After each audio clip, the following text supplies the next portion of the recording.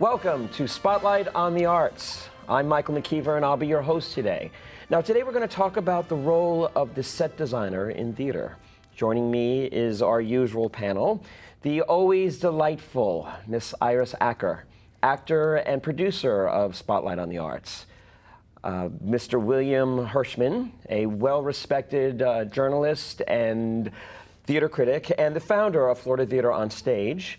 And last but certainly not least, the very talented Miss Karen Stevens, one of the region's most prominent and most respected actresses. Our very special guest today is a good friend of mine and an award-winning set designer. Please help me welcome Mr. Tim Bennett. Tim, thank you so much for being here. Let's just start about you. Let's talk about you and what you've done in this region as a set designer for the past. How many years have you been down here? I came to South Florida in 1977. Wow. Okay, well, let's start there. Shortly after I arrived, I was actually auditioning at Jan McCart's Royal Palm Dinner Theater, which had newly opened. So you came here as an actor? Yes. In fact, when I came to Florida, I was going to just pursue my acting career. I wasn't going to really let it be known that I designed or did technical theater. I had been doing that, doing both in a company in the Midwest. And but then I went to this audition, and it was actually for her children's theater at the time. And I got cast as the Scarecrow in The Wizard of Oz. Yes, I was thinner and more agile many years ago.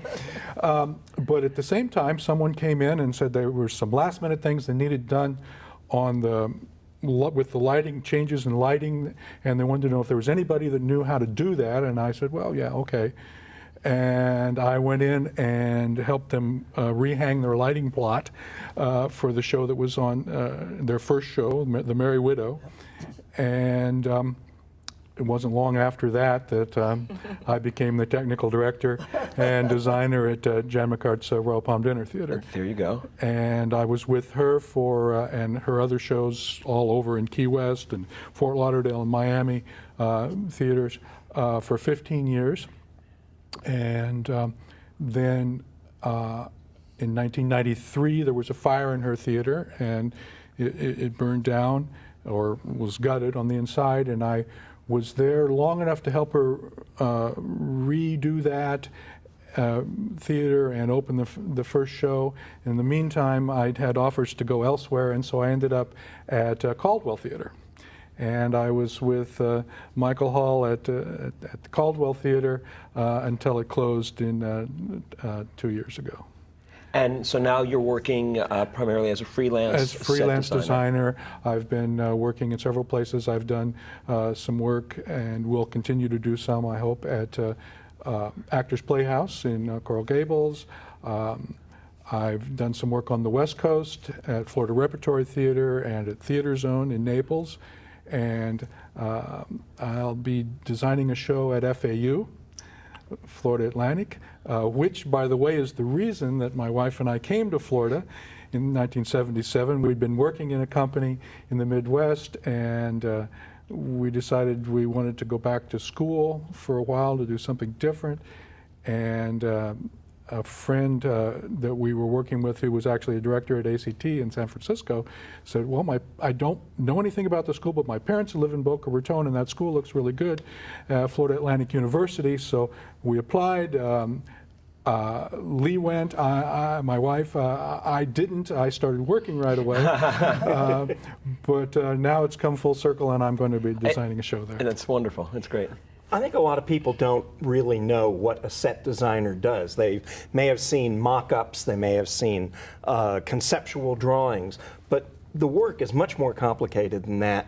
Can you walk us through the process from when someone calls you and says, we're doing this show, to the moment the curtain opens? That's quite a process. But yes. Well, it's a half-hour show. I spend a lot of time with the script. I read it several times, and I get a lot of initial feelings for the script. I find there's always things that are necessary in the script. If it's more realistic, for instance, there may be a door or something that you have to have, and then I sort of go from there. I do research sometimes on the show, if it's a show that's previously been produced, but certainly on the time period, just anything that has to do with it. Then there's, and I formulate an initial idea of how I would see the show, and then there's many meetings with the director, because the director who has the overall say of what the style is going to be and so on. Many times that style comes from my suggestions. Other times the director has a more definite idea of what they want to do with it.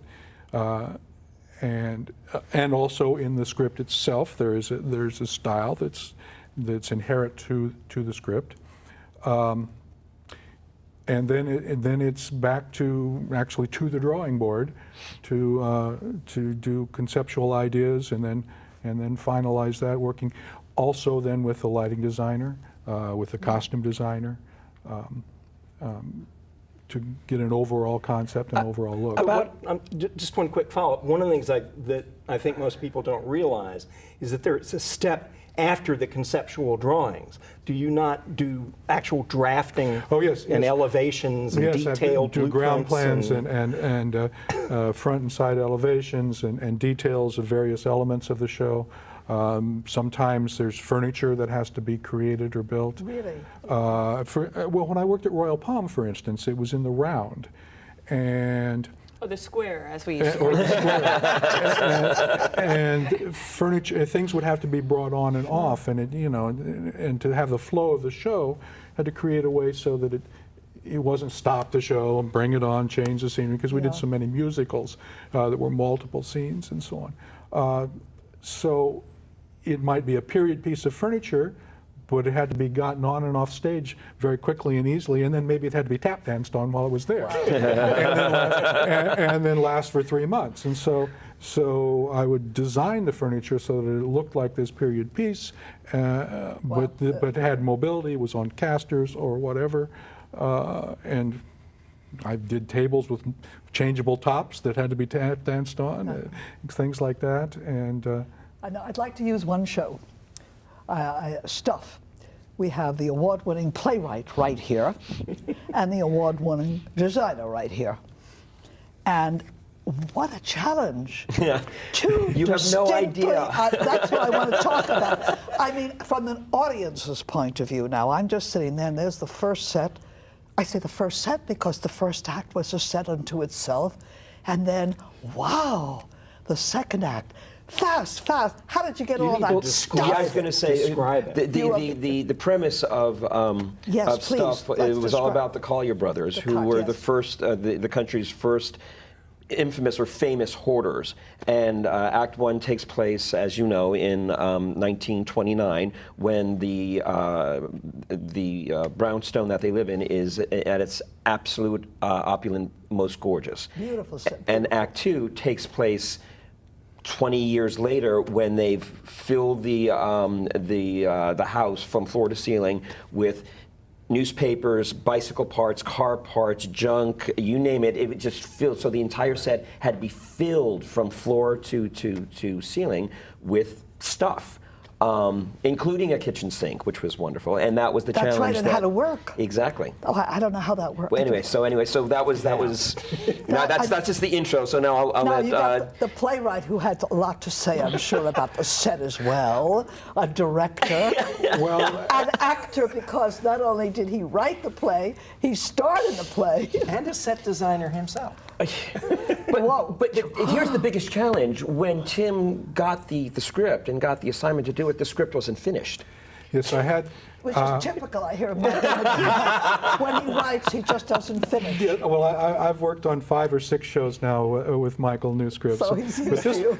that one, Stuff, which was probably the biggest challenge of any of the scripts, was the least complete when I had to start, because I have to start a number of weeks ahead of time. Sure. At least 3 or 4 weeks at the minimum ahead of time, so that the concept can be done, and for the director to direct the show, and then of course to rehearse the show and tech it in. And Tim, fortunately, we're showing pictures right now of stuff.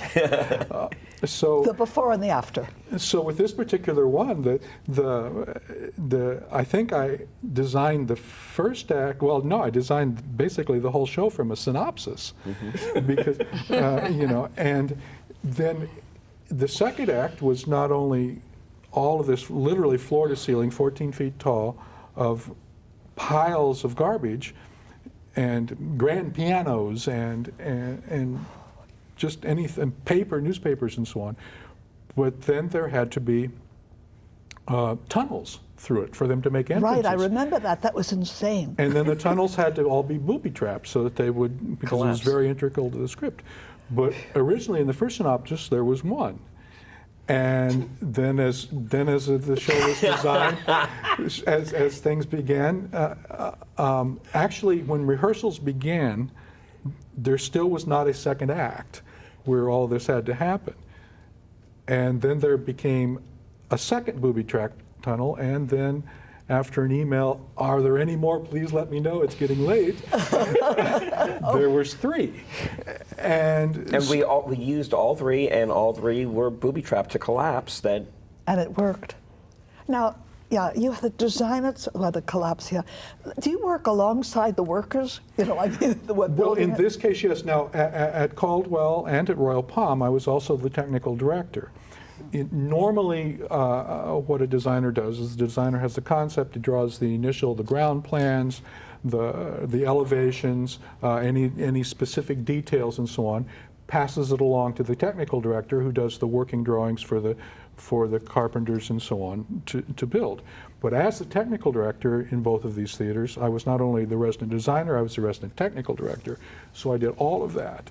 And then did a lot of the work in the shop myself, as far as, usually I did a lot of the painting, but also because I enjoy building furniture, when there was furniture to be built and so on, I did a lot of that. And in the case of stuff, there was 3 of us, and because it was kind of at the last minute, the second act was not all drawn because there wasn't time. It was sort of, we created it as we went. tell very quickly the process of how those units came together to. Essentially, I designed, because we had the initial set, which is the brownstone, the second story of a 3-story brownstone with steps up and then steps up to the 3rd story and so on. There were some levels there, and so I designed 3 wagons that would come out and lock together and fit to these other platforms and so on. And then I designed how we were going to, each booby trap was going to work, how they were going to trip and what was going to fall.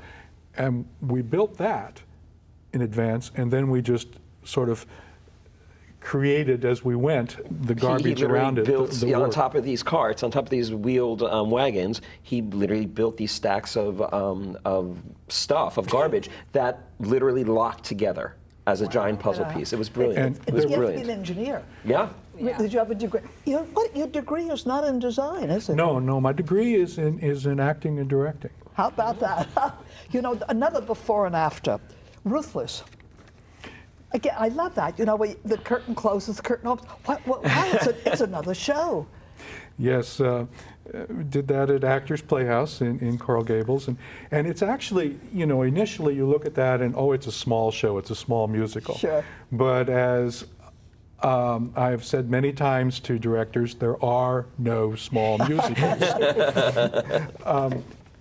But it takes place, the first act has to be in this lovely, sweet Barbie doll type home. Right. And the second act is in a penthouse in New York when the woman has become a Tony Award winning star.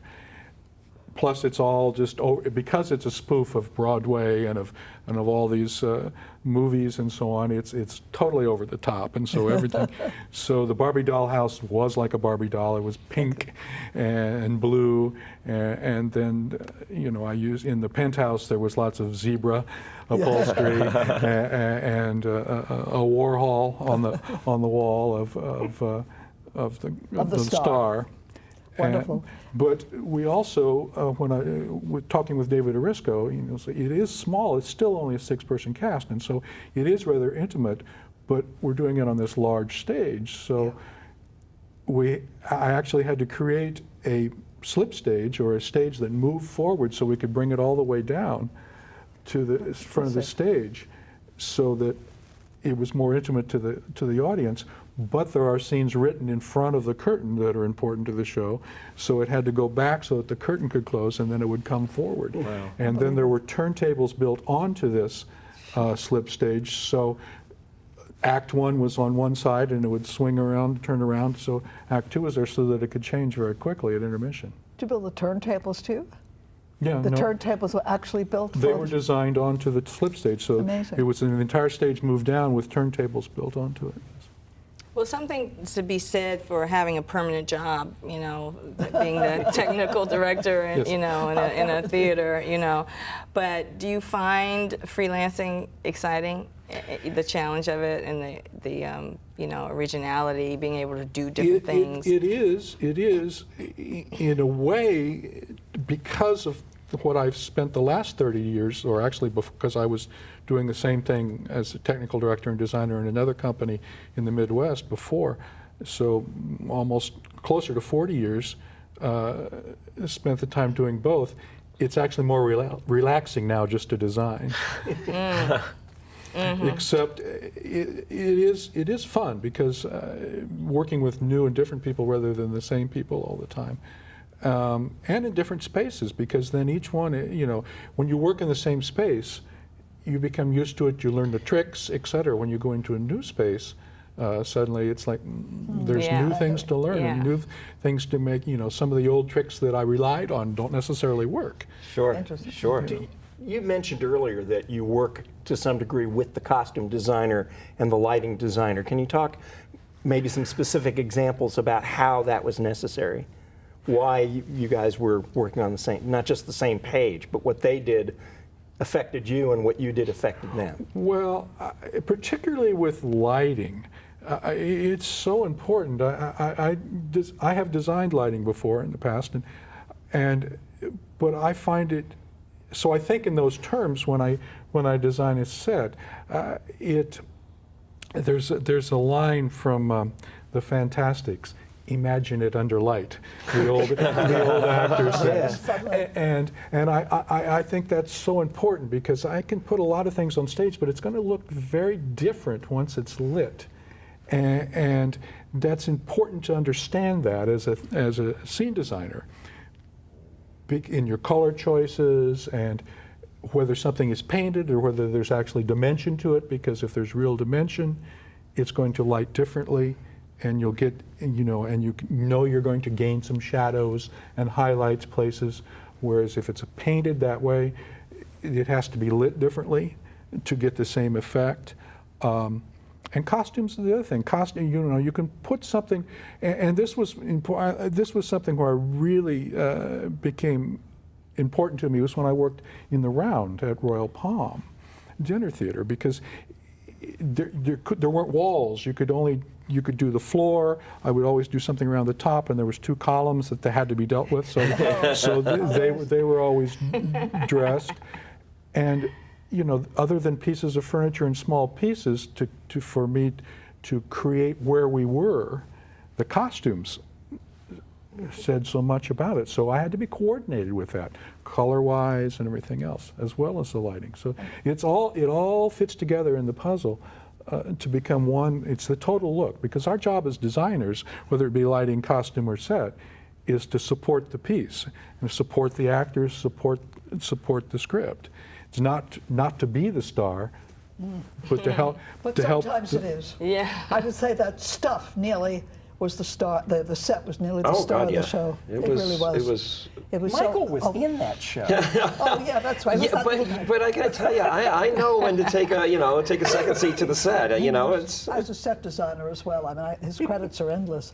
But some of the technology has changed and has evolved as much as it has in the past 10, 15 years. How has it impacted you as a designer? Well, you have to stay current as much as you can. I will say that in some senses, designers now, new designers coming out and so on, everyone does everything on a computer drafting. I don't. I still hand draw and things like that, mostly because that didn't exist when I was beginning, and I've been working so consistently there was really no time to learn the programs, because you can't learn it when you're trying to do something for real. So and you're on a deadline. So I draw by hand faster than I can do. I mean, I have these programs and I use them somewhat, but not much. But also then, to your question, the technical elements that are involved in doing a show.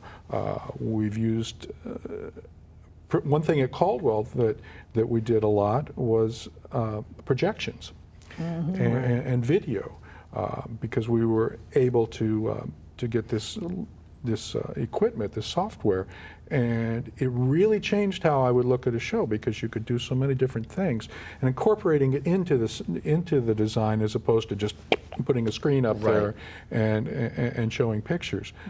Sometimes we did that, sometimes that worked. Other times, Dangerous, show that Michael wrote, we really used it helped progress it not only set our where we were in each location, but the timelines and things progressed with both projections and video, which was beautiful. It was really fun to do. It really helped with the storytelling of the piece.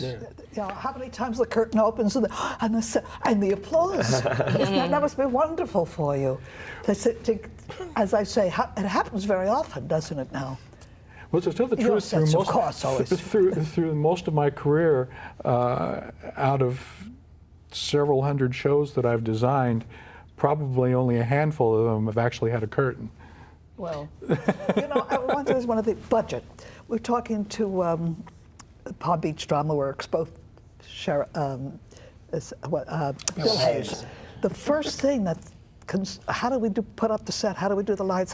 Has to do with budget. How much money do we have? It's always important. There's never enough. I don't care where you are. It's the truth.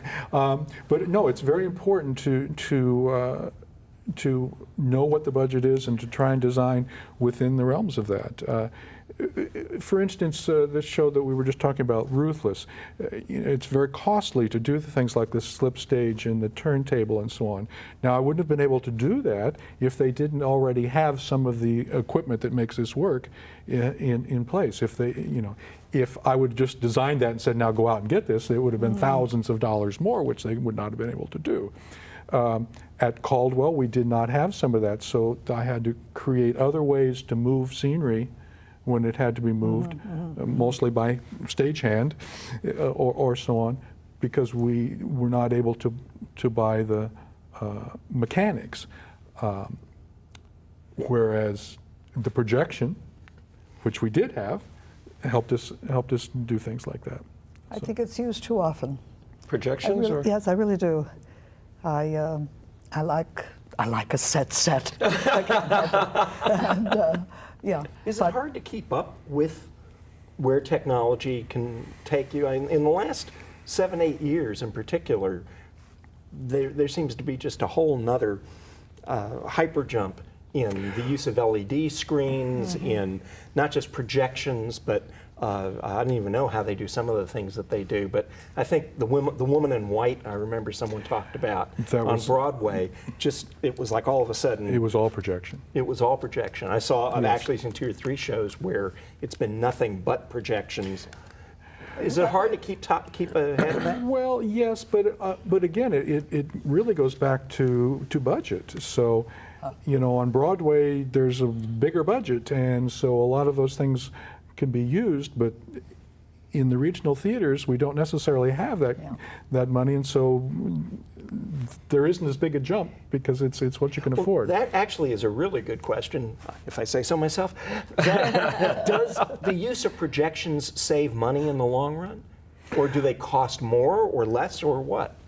Sometimes you see a show with a lot of projections and go, well, that must have been cheap to put on. And who gets credit for the projections? Yeah. Is that part of set design? That's a good question. Well, to both. The first question was, does it make it cheaper? Sometimes yes, sometimes no. Now, the equipment we had at Caldwell, for instance, was very expensive, but we were able to get a state grant that got most of this for us. Otherwise, we would not have had it.